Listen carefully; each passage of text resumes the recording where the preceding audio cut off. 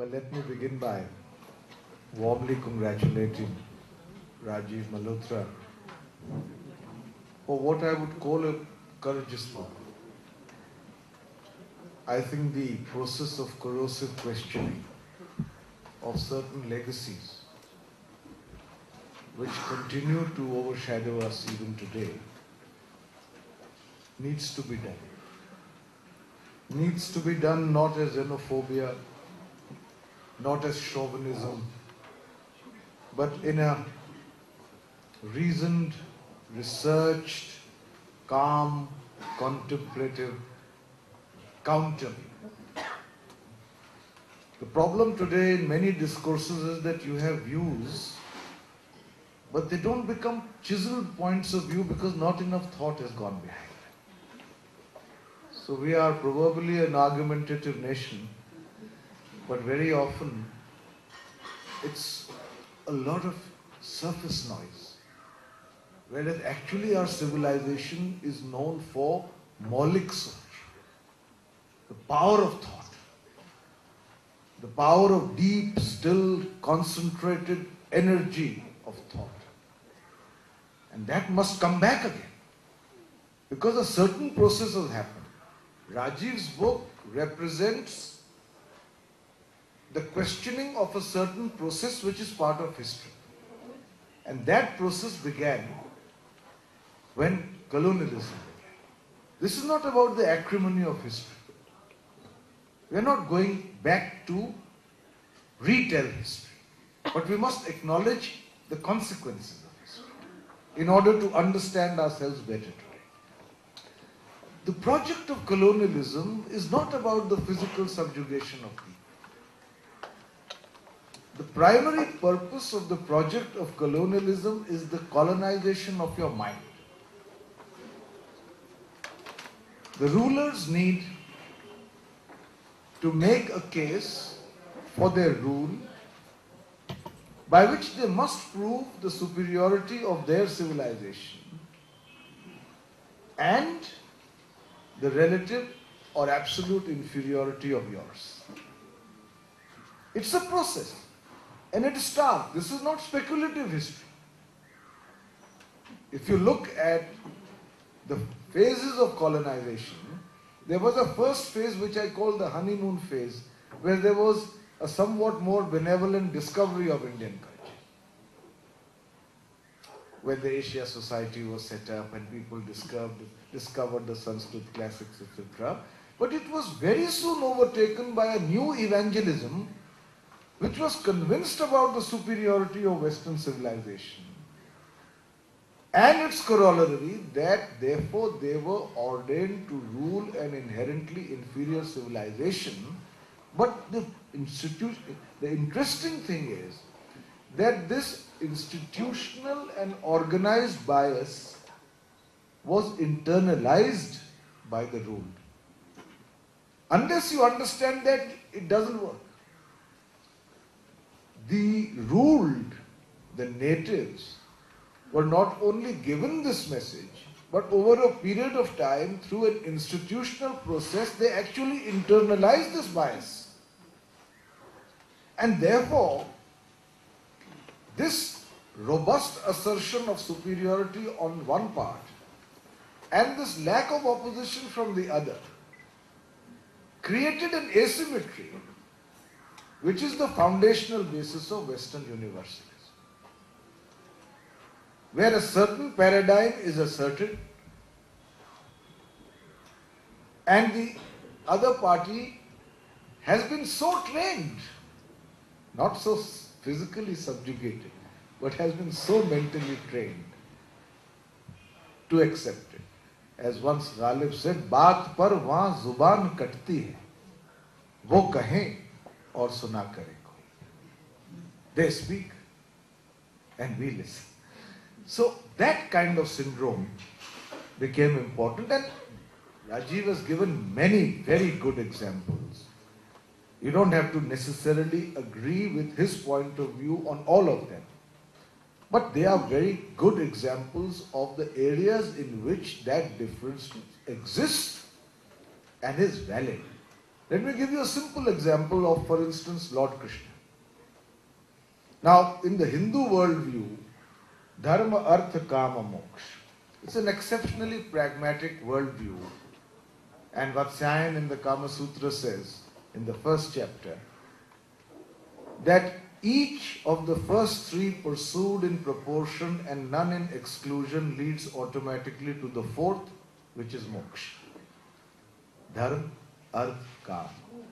Each in proportion, none in exclusion. But which also then gives philosophical validity to the pursuit of desire within the overall ambit of an enlightened life. And therefore, Krishna's Shringar Roop has a place in the overall Hindu worldview. It reflects that. After all, if you think about it, when he left Vrindavan, after all his rather enjoyable frolics with the gopis, the Ras, and went just a few kilometers away to Mathura, he never returned. The gopis were bereft, and he was a few kilometers away, but he never returned. Each pursued in proportion and none in exclusion, but they have a validity. But to the British critique of Krishna in his Shringar Roop, as they have written, I can literally dozens upon dozens of sightings where they say that this is a cesspool of immorality. It's incomprehensible to an outside gaze. And therefore, when the Hindu revivalist movements took place at the turn of the 20th century, the attempt was to reinterpret our own culture and civilization in categories that would win Western approbation, Western approval. And so Krishna's Shringar Roop was jettisoned or glossed over, and you had Krishna in the Bhagavad Gita, far more projected. I'm giving you a random example. Even Bankim Chand Chatterjee, a great revivalist, nationalist, said that this Geet Govind, this lyrical, beautiful Jayadev's Geet Govind, is really lacking all manly virtues. But that was not the point of the Geet. So, in that sense, you internalize the critique. And the other side of the coin is that with this colonial legacy, which if not questioned, continues to linger far beyond political independence. The conventional mythology is that the Union Jack goes up, the tricolour comes up, and a phase ends. But its cultural consequences, which are being challenged in his book, continue much longer. So one is the colonial legacy, and the other is the new challenge posed by globalization. The challenge posed by globalization in the field of culture is summed up in one word: co-option.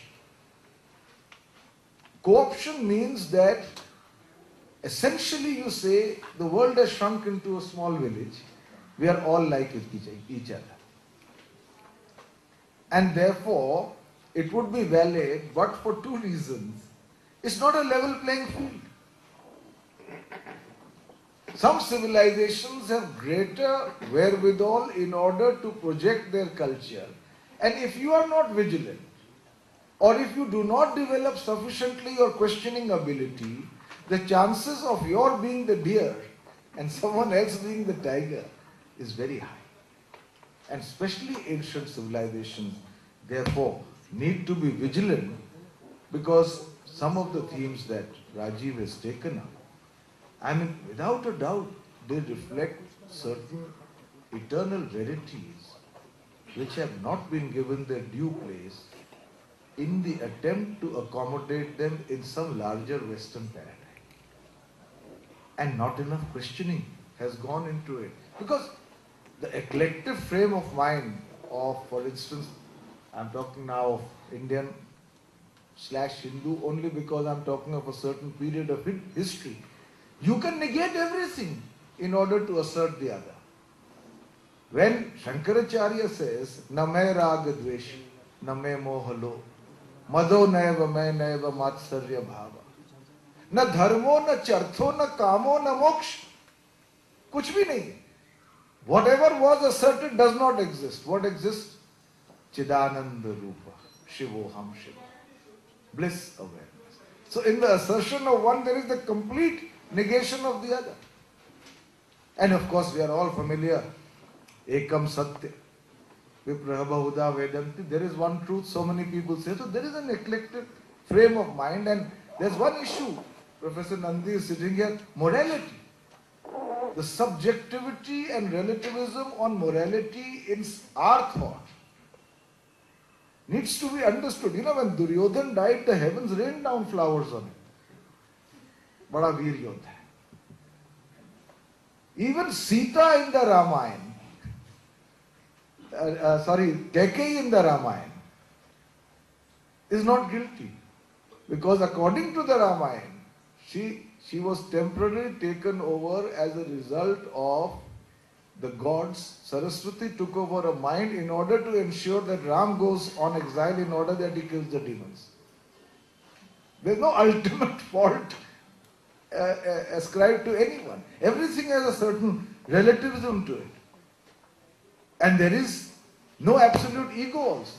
I mean, in one of the lines Radha sings, when Krishna is philandering with other women, which in a conventional sense is philandering, she says, Chalo Sakhi, Sautan ke ghar jai. Chalo Sakhi, Sautan ke ghar jai hai, मान घटे तो क्या घट जाई है, प्रीतम others हो जाई. It doesn't matter, not simplicity, ego simplistic, arrogance of spirit. Where is our arrogance of spirit today? Where is that Maulik Soch? Where is that question? For which you were known, for which you were in a sense the compass of the world. We need to go back to that. And I think Rajiv's book is a very significant attempt in that direction. Thank you.